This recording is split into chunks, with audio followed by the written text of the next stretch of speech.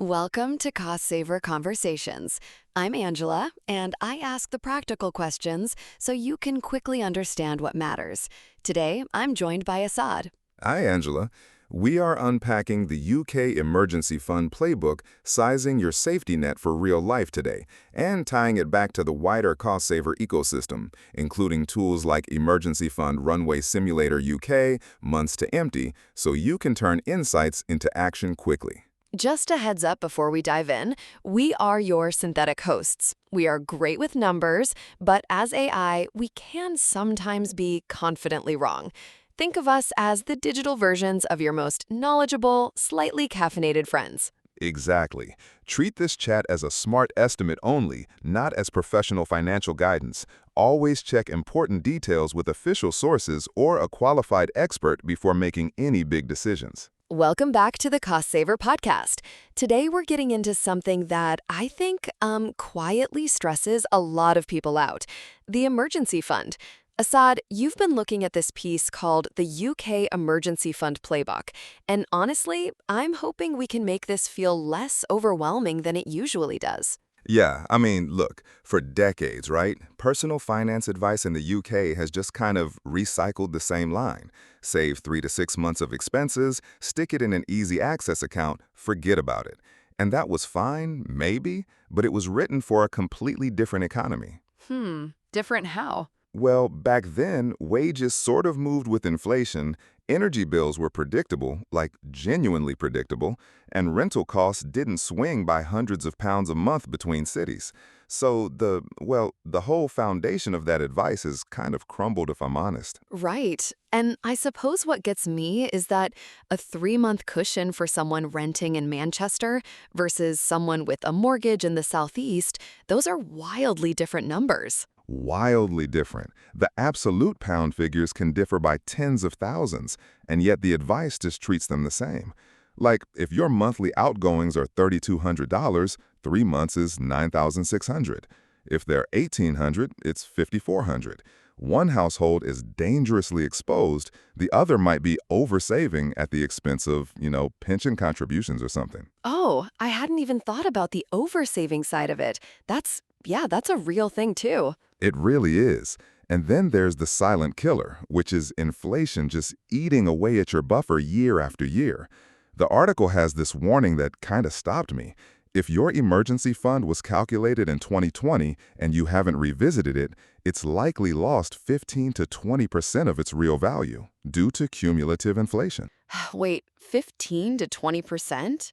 So what felt like 6 months of runway back then might only cover what? 4 months, maybe. That's the estimate, which is a lot. That's actually terrifying. Okay, so what's the better way to think about it then? So the article talks about thinking in terms of runway rather than months. And runway it's how long you can realistically keep the lights on if income stops tomorrow, given your actual bills, your household composition, and the interest your savings are earning. It's a moving number. Does that make sense? Yeah, it's like instead of a snapshot, it's more of a living calculation. Exactly. And it needs a moving tool to track it, which is where the simulator comes in. But before we get to that, I think it's worth talking about where people go wrong. Because most emergency fund failures aren't about laziness. They're about following outdated advice or making reasonable assumptions that turn out to be totally flawed. Go on. So the single biggest mistake, and I've seen this so many times, is calculating the fund based on what you think you spend rather than what you actually spend. People remember the mortgage, council tax, the food shop, but they forget the annual car insurance, the boiler service, school trips, birthday presents. When an emergency hits, those costs don't just pause. No, your MOT is still due. Christmas is still coming. Life doesn't care that you lost your job. Exactly. And there's this example. Sarah from Leeds, a marketing manager made redundant in early 2024. She'd saved £6,000 based on her core bills of $1,500 a month. She thought she had a 4-month cushion, but then car insurance renewal came up, her washing machine broke, there was a family funeral, and her runway collapsed to just under 10 weeks. Oh, wow. That's from 4 months to 10 weeks? That must have been so stressful. Yeah, And it's those, the article calls them life happens costs, that really catch you out. So the advice is, add your annualized costs divided by 12. Include irregular but predictable stuff like repairs and gifts, and then add at least 10% on top for the things that just resist categorization. Oh, and factor in seasonal variation, especially winter energy, which can double your summer bills. The seasonal thing is such a good point. I feel like nobody thinks about that. Okay, what's the next pitfall? Mixing your emergency fund with other savings goals. And look, I get it. The money's sitting there, there's a good deal on a sofa or a last-minute weekend away pops up. I feel personally attacked. I mean, we've all done it. But the moment you start treating it as flexible savings, it stops being an emergency fund. It's just another spending pot with a slightly guilty label. And when the real emergency comes, you're back to square one. So how do you actually stop yourself from rating it? The tip is keep it in a separate account, ideally with a different provider from your day-to-day bank. That small friction of having to do a transfer is usually enough to stop the impulse. But the money's still accessible within a working day if you genuinely need it. That's smart. Just enough friction. What about where you store it? Like, does the type of account really matter that much? Oh, massively. So cash under the mattress obviously loses value. But cash in a current account earning zero interest also loses value, just more slowly.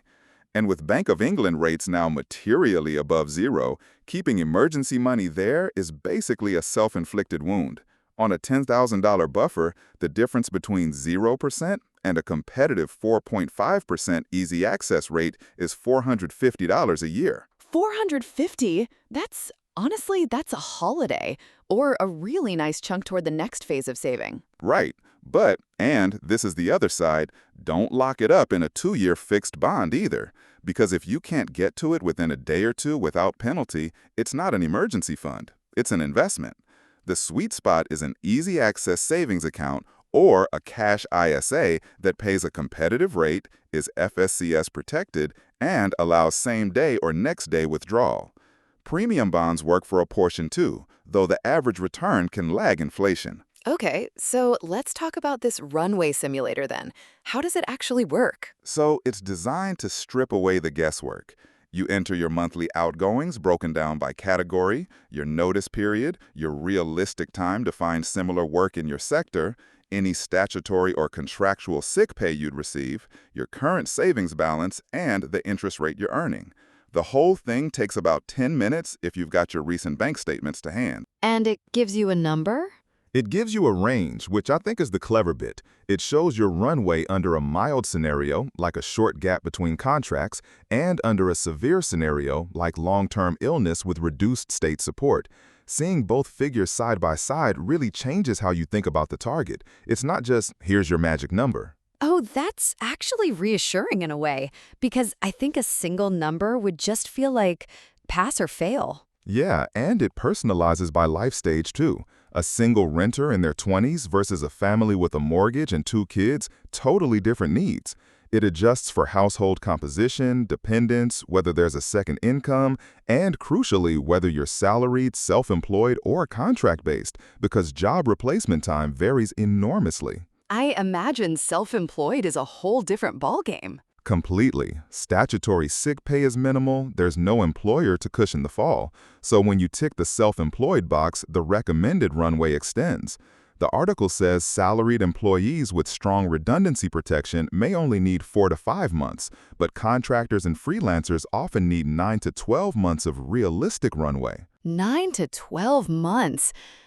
That's a lot of money sitting in savings. It is, and households with a single earner and dependents typically need more than dual-income households. If you've got income protection insurance, you can reduce the fund modestly but not eliminate it. And homeowners with older properties should add a repair contingency on top of the base figure. So it's layered. And it accounts for where you live too, right? Because I was gonna say, actually, no, you mentioned this earlier, but the regional differences are huge. They really are. The same $8,000 buffer that comfortably covers 6 months in Sheffield might only stretch to 3 months in central London. The simulator uses regional cost data, And if you're thinking about relocating, you can run it for both cities, which that difference can be startling and might genuinely change your plans. Okay, so we know the target now. It's probably bigger than we thought. How do you actually get there without, living on rice and beans? So the trick is phases. Don't stare at the final number. Phase 1, the starter buffer, save $500 to $1,000 as fast as you can. That covers most minor emergencies, boiler call-out, car repair, that sort of thing. Phase 2, build up to a full month of essential expenses. That handles delayed wages or short income gaps. Right. Phase 3 is the traditional 3-month base. Phase 4 is your full personalized runway from the simulator, and then Phase 5 is just top-up mode, small monthly contributions to counter inflation and keep the fund at parity. Each phase gives you a psychological win and actual material protection. I love that because getting to 500 pounds feels doable. Getting to, I don't know, 15,000 pounds from zero feels. Impossible, yeah, but you don't have to do it all at once. And the automation piece is key here. Willpower is not a saving strategy. Set up a standing order that moves money to the fund the day after payday. Even 50 pounds a month adds up to $600 in a year, and it compounds if the account pays interest. And what about windfalls, like a bonus or a tax refund? The article suggests sending 50% of any windfall straight to the fund before it has a chance to feel like spending money. 50%, which, still leaves you half to enjoy, so it doesn't feel like punishment. Fair enough. And cutting fixed costs, is that worth doing specifically for this? Yeah, and fixed costs are usually more productive to attack than daily coffees, honestly, because a single successful switch keeps saving month after month. Review mobile, broadband, streaming contracts every 12 months. Switch energy tariffs when your fix ends. Reshop insurance rather than auto-renewing. Loyalty is routinely penalized. Even check whether your council tax band is correct because errors do happen. I hadn't thought about council tax bands being wrong. I should probably check that. Okay, so you've built it up, you're feeling good. When do you actually use it? Because I think this is where people get a bit wobbly. Yeah, this is crucial. A real emergency has 3 characteristics. It's unexpected, it's necessary, and it's urgent. If a cost fails any of those 3 tests, it's not an emergency. Broken boiler in January? Emergency. Tempting kitchen upgrade? Not an emergency. Sudden job loss? Emergency. Last-minute holiday you decided to book? Not an emergency. What about something like a wedding invitation? Because those can feel urgent. But if it's 3 months away, you have time to save separately for it. It's not urgent. The article suggests asking yourself 3 questions before you dip in. Did I know this was coming? Can I delay it safely for 30 days? Is there any other pot this could reasonably come from? If any answer suggests flexibility, protect the fund. Those are really clear. I like that. So, and this is the bit I think people forget. What happens after you've used it? This is where people trip up. Using the fund isn't failure. It's literally what it exists for. But too many households just breathe a sigh of relief when the crisis passes and forget to refill the buffer. You need to treat rebuilding as urgently as the original goal. Get that standing order back to full pace, or increase it temporarily if you can. Aim to be back at your target runway within 6 to 12 months. 6 to 12 months. Okay, that's a reasonable time frame. And then the inflation thing, you've got to keep fighting that even once you're at target? Always. An emergency fund sitting in an account paying below the Bank of England base rate is quietly losing value. Over 5 years, that erosion can amount to thousands of pounds. So compare easy access rates at least twice a year. Split the fund across 2 providers to stay within FSCS protection limits. Consider a small allocation to premium bonds for tax-free returns. But don't chase the highest possible rate if it means sacrificing accessibility. An extra 0.3% means very little if you can't withdraw the money on the day you actually need it. That's a really good way to put it. So, Assad, if someone's been listening to this and they're thinking, okay, I need to actually do something about this, what are the key takeaways? 5 things. First, start with an honest look at your monthly outgoings. The real number, not the one in your head. Second, build in phases, starting with that $500 to $1,000 starter buffer. Third, automate the habit. Standing order, day after payday, no willpower required.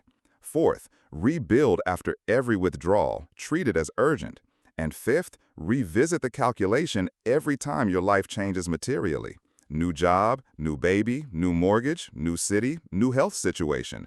Or at least once a year, even if nothing obvious has changed. And run the simulator to get your actual personalized number rather than just guessing at 3 to 6 months. Exactly. It's free, doesn't require personal details, takes about 10 minutes.